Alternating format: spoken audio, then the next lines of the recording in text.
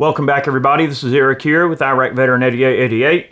All right, today we've got a really fun video. We're going to be diving into the world of the 9.3 bore and talking about some cool history with this cartridge and this bore diameter and really neat stuff. And for me, this really goes back a long way. This video is a long time in the making for me. This goes all the way back to the original Ammo Smith forums with James and the guys over there posting about making 9.3 by 62 gallery loads using Makarov projectiles. Yeah, it's been that long, over 10 years, right?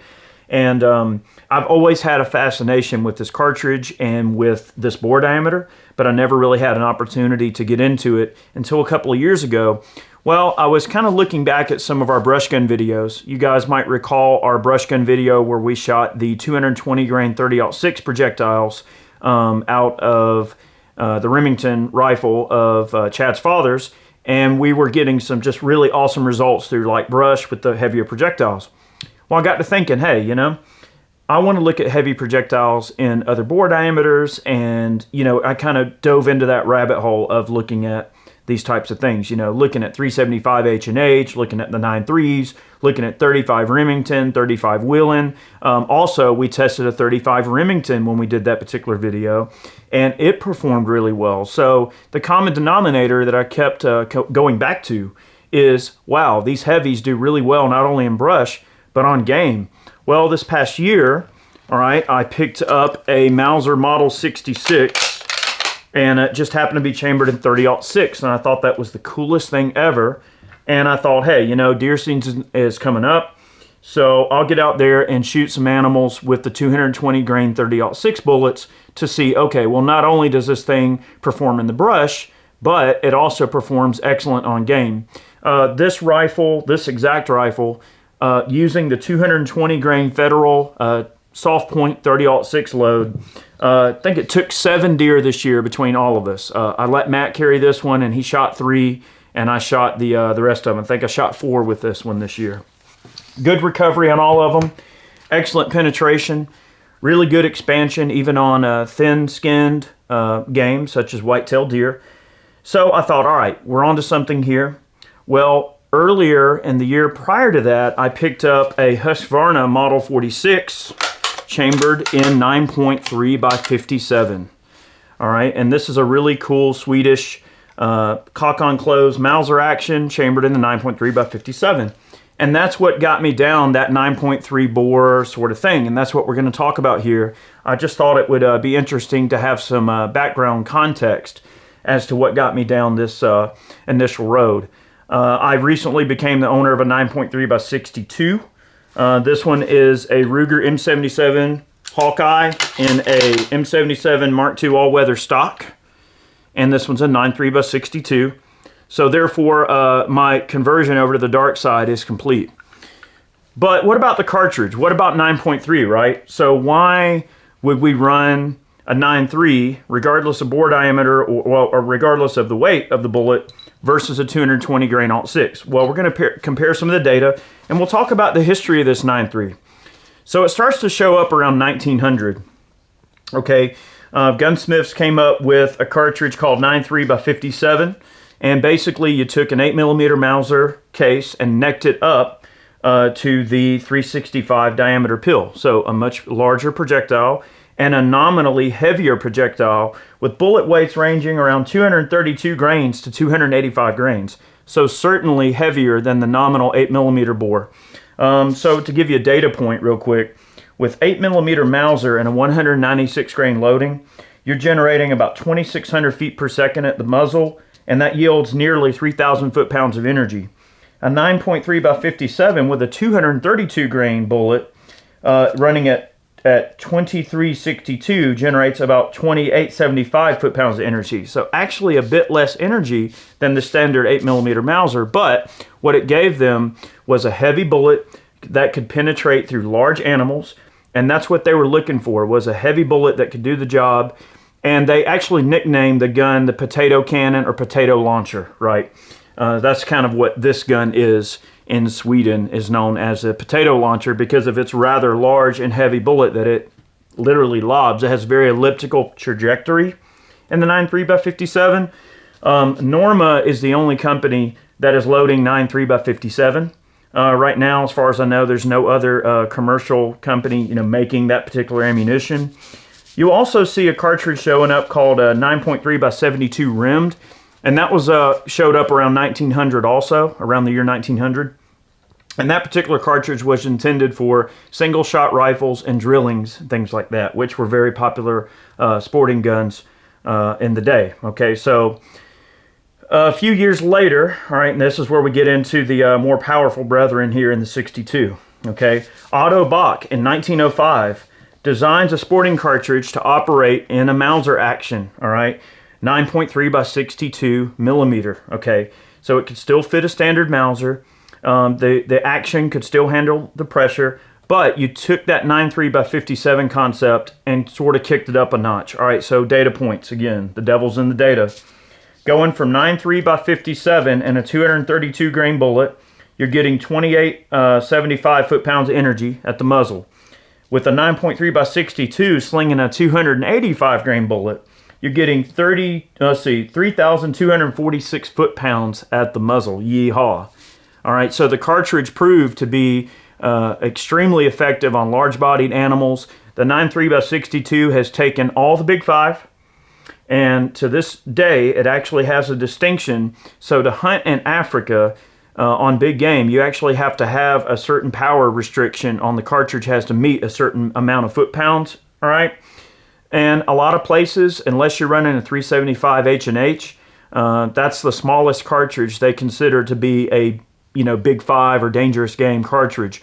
The 9.3 by 62 is still allowed in most all of Africa for hunting big game with a competent shooter, with someone that can prove that they have the skill with the gun. With proper shot placement, the 9.3 by 62 will kill any animal that walks on this planet.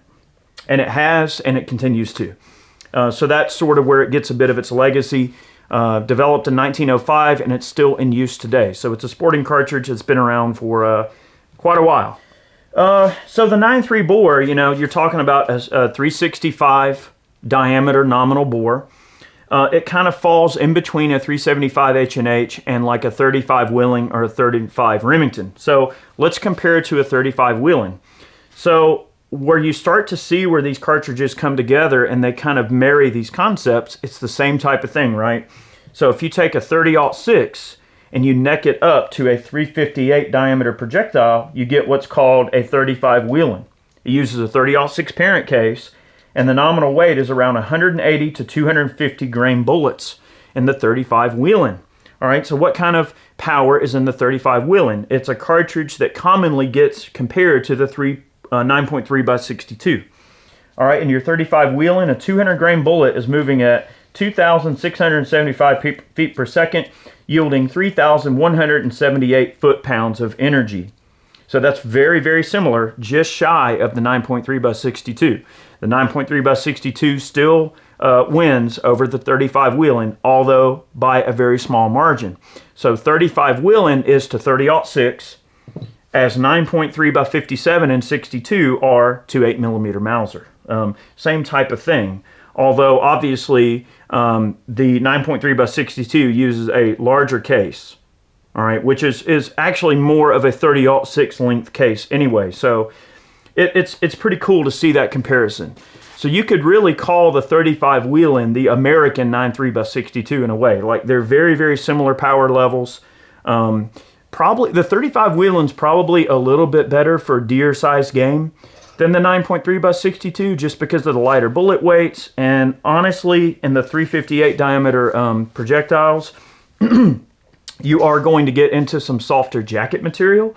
So if you are going to hunt whitetail deer with a 9.3 by 62 or a 9.3 by 57, like this Model 46 or something, you can do it. I would probably try to, go with the lighter projectiles and try to find a projectile with a little bit thinner jacket or softer jacket. And the Spear hot cores are really good for that. This is a 270 grain, and while it's a heavy, most of the Spear projectiles generally have a relatively soft core. Not soft core, but a soft jacket. So they will readily expand in a little bit, let's just say, lighter game than what it may be intended to do. So that becomes part of the issue. And this is a 285 grain 9.3 by 62. Now this is going to be kind of heavy medicine for a whitetail. But now if you were talking, you know, a big old bruiser buck that weighs 220 pounds or something or more, yeah, this cartridge is probably going to do fine. Now if you shot a very small deer with this cartridge, it would probably just have straight line penetration. A lot of people think, oh, well, this big old heavy crazy bullet, if I shoot a deer with it, it's, you know, the common misconception is, oh, it's gonna, you know, blow the deer in half and make a big mess or whatever. That's not true. It may not expand, and it'll just push a clean hole through whatever you shoot with it.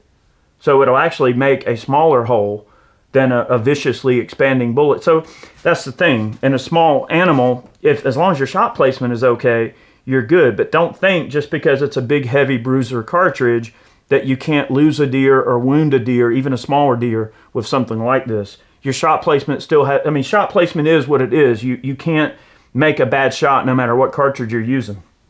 All right. So getting back into Alt-6, you know, the 220s did really, really well for me this past year in terms of going deer hunting with them. And I didn't have to shoot through any kind of brush, but I did shoot in a lot of thick stuff. And I do consider the 220 grain 30-06 to be a great deer round. I really like it, and I think it's a solid performer. But that's what got me really looking at some of these heavies, right? So the cool thing about the 9.3 by 62 is I can load this with the 285 grain bullet. This is just factory PPU ammunition. It's a soft point. Or I could use a lighter projectile like this Barnes triple shock. All right, this one is a 250 grain, and this one's going to be a little bit better against your lighter skin, smaller game. But the cool thing about the flexibility of a 9.3 by 62 is this gun is light enough to where I can carry it and I can stalk with it. I can spot and stalk. I can tote this gun a long way if I have to. I can shoot it offhand real easily, and it's easy to shoot. It's accurate. And it's powerful enough to where I can pretty much kill any large game that I need to kill, or by running a lighter bullet, I can still get into the smaller game as well, should I need to do it. So it is a very versatile cartridge. The 9.3s just aren't really common in the US as much as they, you know, really deserve to be.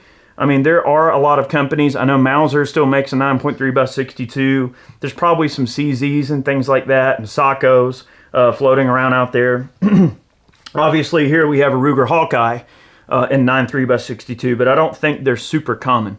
So not something you're really going to see a heck of a lot.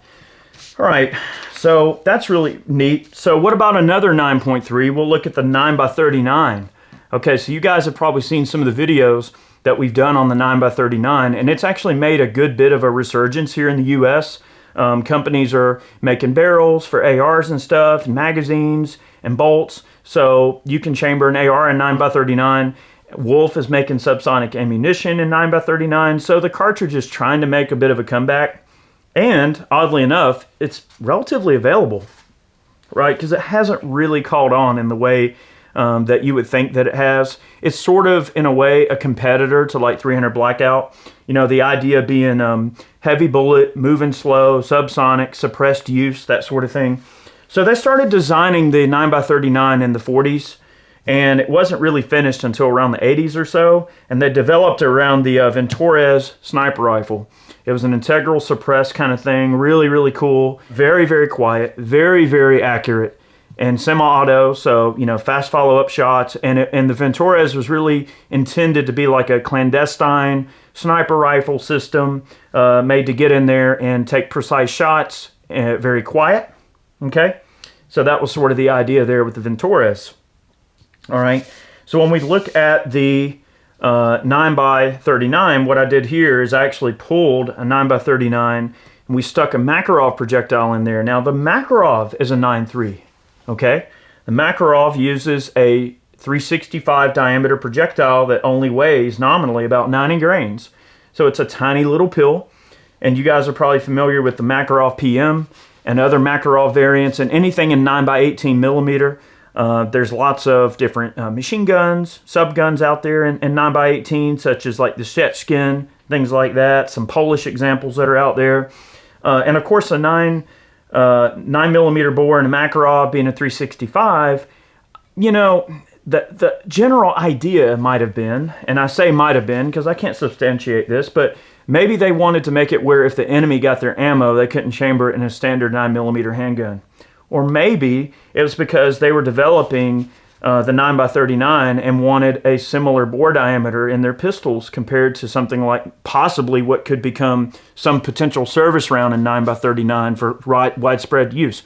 Who knows, right? Only history knows, but it is interesting to see that they chose to use a 365 diameter projectile in the 9mm Makarov when they could have simply just did what their enemy did, which was us, and just use a 9mm Luger and a 355 or whatever, what have you. So that's an interesting footnote. And you can take your 100 grain, or 90 grain Makarov projectile, and you can load gallery loads in the 9.3x62. So you can use trail boss or whatever and just make yourself a little plinking load that only weighs 100 grains, and it's quiet and it has absolutely zero recoil. So that's just an interesting footnote. The 9x39 qualifies as a 9.3. The 9mm Makarov qualifies as a 9.3, and of course your 9.3x57, 72 rimmed, and 62 millimeter. The 62 and 57, obviously, that translates to the length of the case. Any of your metric cartridges, it's the bore by the length of the case, and that's usually how they name it. And if there's an R in there, such as a 72R, that means rimmed. So the 9.3x72 rimmed is a rimmed cartridge intended to be used in your break action and drilling guns and everything like that.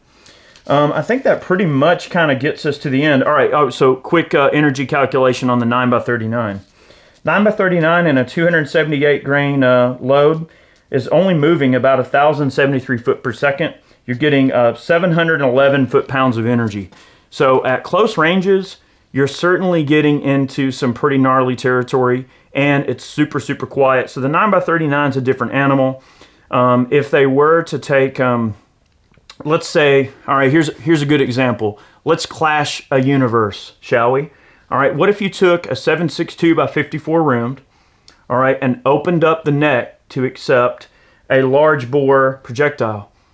All right, so that would be a 9.3x54 rimmed. You see how that works?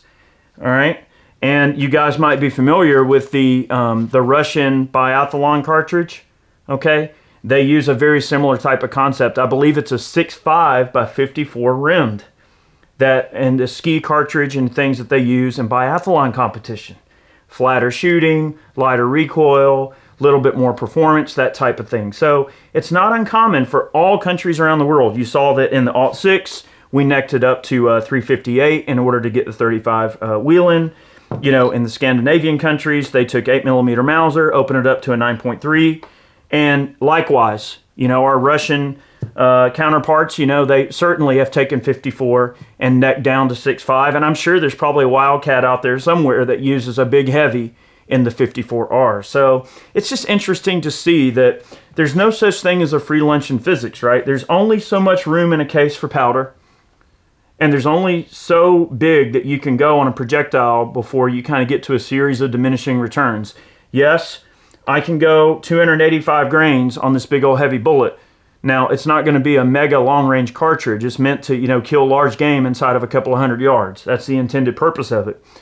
But it's just interesting to see what you can do with all those different concepts and where those concepts will take you and what their thinking was back then and trying to accomplish a goal with the minimum amount of effort required. Instead of designing a whole new cartridge or something crazy, they realized that they could use an existing cartridge as a parent case and then turn it into something that was a more viable tool for them. So hopefully that gives you an idea of what the 9.3 can do and what it is. And I know a lot of people see that weird, what's this 9.3x57, 62? What's this weird stuff?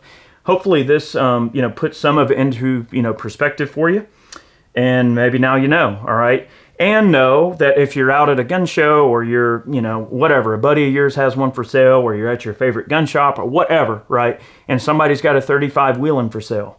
Now you know, as an energy comparison, that 35 WHELEN is no slouch. All right, you should know it's not a plinking cartridge. It's designed to, take down very large game, okay? So the 35 WHELEN's kind of our version of 9.3x62. we kind of approached it and got towards it very much in the same way and to fulfill the same need. I still am a fan of the 220 grain bullet in a 30-06. I feel like an .6 is a chameleon rifle cartridge because I can load all the way down to 150 grains. I can load all the way up to 220, and I can fulfill a wide variety of different purposes with this cartridge. And I think that in that vein, it might have a slight leg up. Let's compare the energy very quickly before we leave you here. All right, so 30-06 and a 220, 2,300 feet per second at the muzzle. That's yielding 2,583 foot-pounds of energy. All right, that's our 220, our heavy in the .6. And a 9.3 by 62. All right, here's where it gets interesting. It blows it out of the water. 285 grain bullet, so more mass. And it's moving almost as fast, so 2,265 feet per second.